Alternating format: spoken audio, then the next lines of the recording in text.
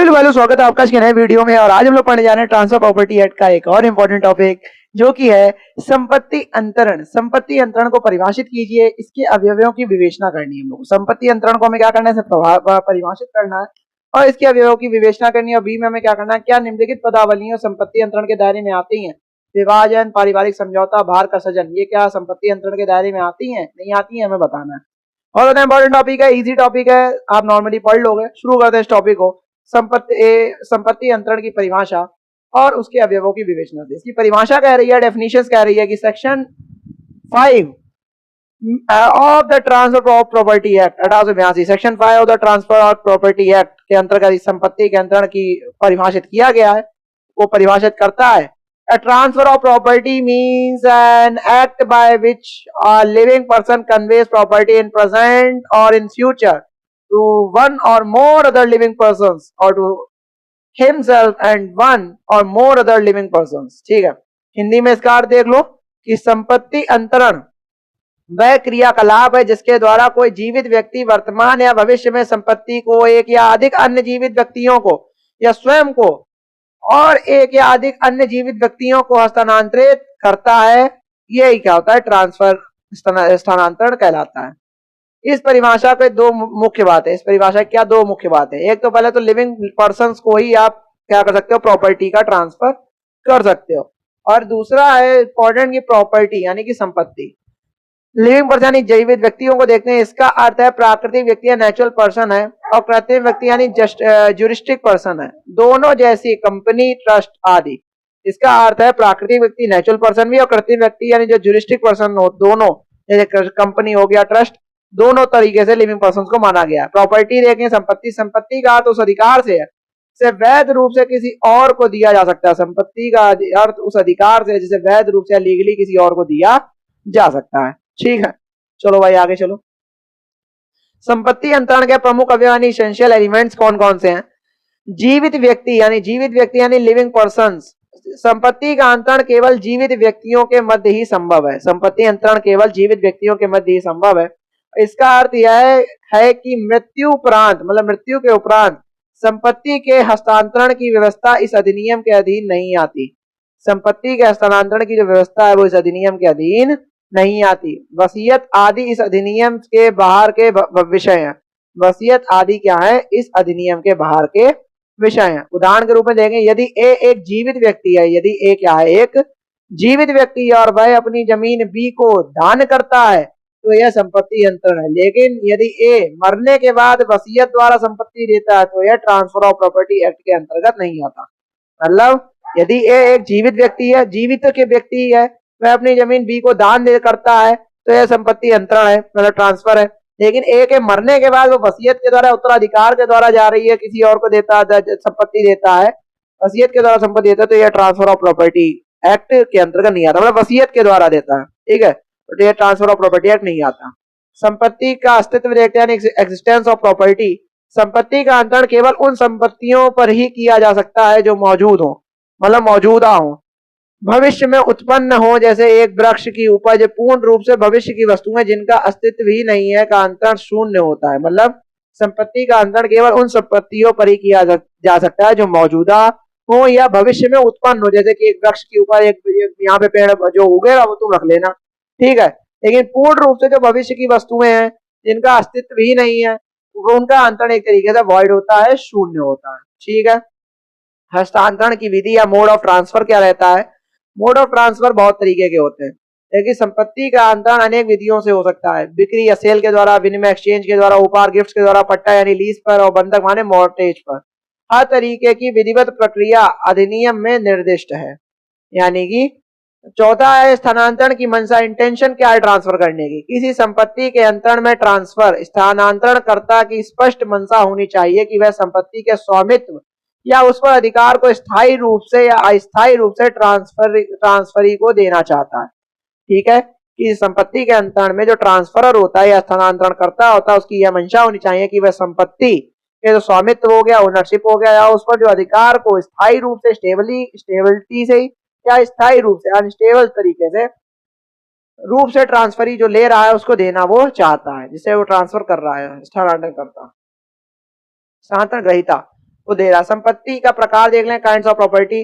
देखो एक स्थावर होती है, एक वो होती है जंगम वाली।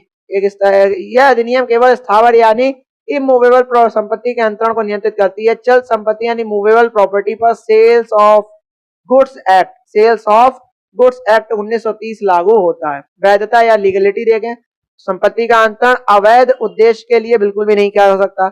ये नहीं है गोदाम अफीम की खेती के लिए दे दिया या उसकी अवैध उद्देश्य के लिए बिल्कुल भी नहीं किया जाता संपत्ति का अंतरण। जैसे कि अवैध का, जैसे जुआ घर खोलना के लिए कोई संपत्ति देना, जो कि सेक्शन 6H के अंतर्गत बिल्कुल ही निषिद्ध की गई है। आपको ये नहीं बार खोल लिया या वो कसीनो खोल लिया, उसके लिए बिल्कुल ही निषिद्ध है यहाँ पे भारत में। क्या निम्नलिखित पदावलियां संपत्ति अंतरण के दायरे में आती हैं? क्या जो निम्नलिखित पदावलियां यानी विभाजन हो गया, बहुत सी 3-4 चीजें थी वो आती हैं। देख लेते हैं। विभाजन आता है, विधिक स्थिति देखें, विभाजन संपत्ति के अंतरण में नहीं आता। यानी जो डाइवर्जन है, जो नहीं होता है विभाजन और पार्टीशन, वो बिल्कुल भी संपत्ति का अंतरण नहीं है। ठीक है, कारण इसका क्या है? विभाजन के माध्यम से कोई नई संपत्ति का सृजन नहीं होता है। मतलब विभाजन के माध्यम से कोई नई संपत्ति का सृजन नहीं होता, बल्कि जो संयुक्त स्वामित्व यानी को ओनरशिप को व्यक्तिगत हिस्सों में विभाजित किया जाता है। मतलब विभाजन के माध्यम से कोई नई संपत्ति का वो नहीं उपज तो नहीं हो रहा, सृजन तो नहीं हो रहा, बल्कि एक जो संयुक्त पूरी थी उसे काट रहे हैं, उस संपत्ति को आपस में बांट रहे हैं, विभाजित किया जाता है व्यक्तिगत हिस्सों में। प्रत्येक सहस्वामी को केवल उसका वैध हिस्सा मिलता है। प्रत्येक सहस्वामी को ओनर को उसका एक वैध हिस्सा मिलता है, लीगल जो एक पार्ट है वही मिलता है, जो पहले से ही उसका अधिकार था। प्रासंगिक केस लॉ देखें तो CIT वर्सेस केशव लाल लल्लू भाई पटेल AIR 1965 में सुप्रीम कोर्ट ने कहा कि विभाजन कोई हस्तांतरण नहीं है, यह केवल सह स्वामित्व की संपत्ति में निहित हितों का पृथक्करण है। सुप्रीम कोर्ट ने इस मैटर में कहा कि जो विभाजन है वो कोई हस्तांतरण का मैटर नहीं है, यह केवल सह स्वामित्व यानी ओनर्स की जो संपत्ति है उसके निहित जो हित है उसके उनका एक पृथक्करण है। ठीक है।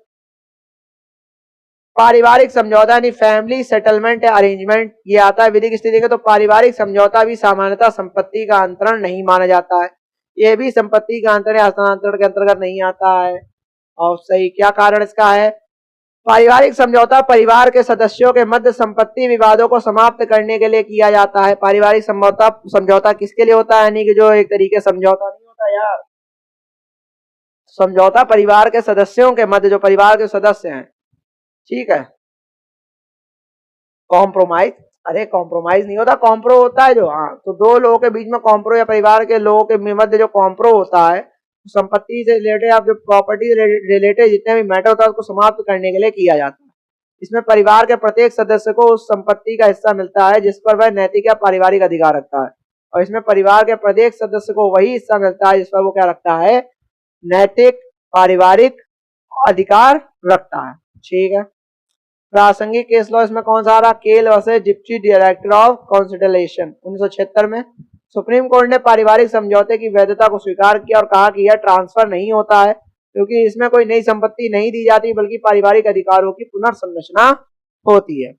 भार का सृजन देखें तो यह भी क्रिएशन ऑफ चार्ज, विधिक स्थिति देखें तो भार का सृजन संपत्ति का अंतर नहीं है, परंतु यह एक सुरक्षा हित यानी सिक्योरिटी इंटरेस्ट उत्पन्न करता है।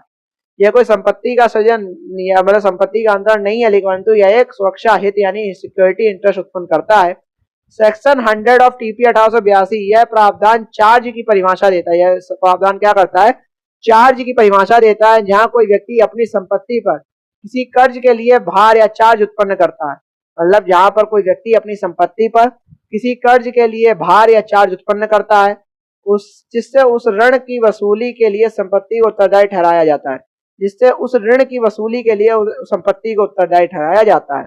प्रासंगिक उदाहरण देखो, ए ने बी को 1 लाख उधार दिया और यह कहा कि बी की जमीन पर भार रहेगा जब तक कर्ज चुकाया नहीं जाता।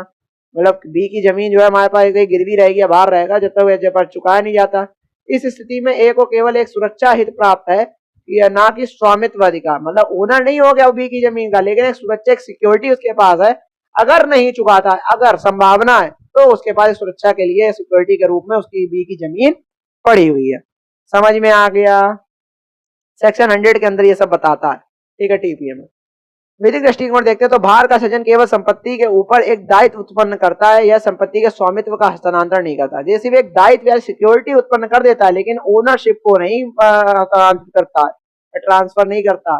ठीक है, आखिरी में निष्कर्ष या कंक्लूजन क्या कह रहा है? परिभाषा एवं तत्वों के आधार पर निष्कर्ष देखें तो संपत्ति अंतरण अधिनियम 1882 केवल उन्हीं स्थितियों को कवर करता है जहां एक जीवित व्यक्ति द्वारा किसी संपत्ति का हस्तांतरण किसी अन्य जीवित व्यक्ति को किया जाता है। संपत्ति अंतरण अधिनियम केवल उन्हीं स्थितियों को कवर करता है जहां एक जीवित व्यक्ति द्वारा किसी संपत्ति का हस्तांतरण किसी अन्य जीवित व्यक्ति को किया जाता है। इसमें जो ट्रांसफर की स्पष्ट मंशा, वैध संपत्ति और विधिक प्रक्रिया बहुत ज्यादा आवश्यक होती है। इसमें विशेष निष्कर्ष देखते हैं खंड बी के लिए। पदावली है, क्या संपत्ति अंतरण है? कारण विभाजन, भाई संपत्ति अंतरण नहीं है। स्व स्वामित्व की संपत्ति का वितरण होता, पारिवारिक समझौता यह भी नहीं है। पारिवारिक अधिकारों का पुनर्नियोजन, भार का सृजन यह भी नहीं है, केवल एक सुरक्षा हित सृजित होता है इसमें। कुल मिलाकर इन तीनों क्रियाओं में संपत्ति के स्वामित्व का हस्तांतरण या ओनरशिप का हस्तांतरण नहीं होता, इसलिए ट्रांसफर ऑफ प्रॉपर्टी की परिभाषा के अंतर्गत ये नहीं आती है। और आखिरी में रिवीजन चार्ट क्या कह रहा है? हम लोग का रिवीजन चार्ट ये कह रहा है कि संपत्ति अंतरण की परिभाषा जीवित व्यक्ति द्वारा किसी संपत्ति का अन्य जीवित व्यक्ति को हस्तांतरण ही संपत्ति का हस्तांतरण कहलाता है। अवयव जीवित व्यक्ति, संपत्ति का अस्तित्व होना चाहिए, विधिक उद्देश्य होना चाहिए, हस्तांतरण की मंशा होनी चाहिए। विभाजन, संपत्ति का पुनः वितरण, हस्तांतरण नहीं होता है। पारिवारिक समझौता, पारिवारिक विवाद का हल है, कोई नई संपत्ति इसमें नहीं दी जाती है। भार का सृजन सुरक्षा हित उत्पन्न करता है। सेक्शन 100 के अंतर्गत भार का सृजन मतलब उसमें उसको परिभाषित किया गया, चार्ज को परिभाषित किया गया, स्वामित्व में नहीं बदलता। महत्वपूर्ण धाराएं, धारा 5 परिभाषा है, धारा 6 स्थानांतरण योग स्थानांतरणीय संपत्ति द्वारा, धारा 100 चार्ज को परिभाषित करता है। प्रमुख केस तो इसमें कौन है? केल वर्सेस डीडीसी, डिप्टी कमिश्नर वाला, और सीआईटी और केशव लाल वाला मैटर इसमें प्रमुख केस तो है। और यहाँ पे हम लोग का ये पूरा मैटर समाप्त हो गया। आपको एक एक चीज समझ में आ गई होगी, परिभाषा से लेकर जितने भी अवयव थे उन सबके बारे में आपको समझ में आ गया होगा। और अगर नहीं समझ आया तो आपको पता है आपको क्या करना है, प्रॉपर्टी एक्ट में फटाफट आपको 1.5 स्पीड लगा एक दो बार वीडियो को देख लेना, तो आपको बहुत अच्छे समझ में आ जाएगा। ऐसे ही वीडियो आते रहेंगे, तब तक के लिए जय हिंद, जय भारत।